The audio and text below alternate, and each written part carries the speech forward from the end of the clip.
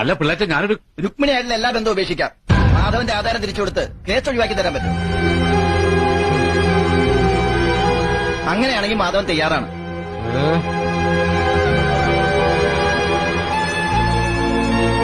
കുറെ കാലം കൊണ്ട് ഒരുമാതിരിപ്പെട്ട വിദ്യകളൊക്കെ അവൻ എന്റെ അടുത്ത് പ്രയോഗിച്ചിട്ടുള്ളതാ. സത്യമായിട്ട് പറഞ്ഞ് അവളെ ബോധ്യപ്പെടുത്താൻ പറ്റുമോ? നീ വാടി, എങ്കി പറയേ. ആ ശാന്തമേ, വന്ന് കേക്ക്.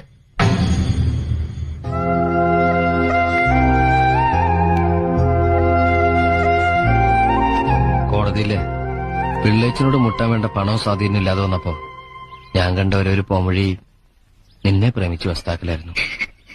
അതൊക്കെ സുഗുണനും നമ്പൂരിച്ചനൊക്കെ അറിയാവുന്നതാണ്.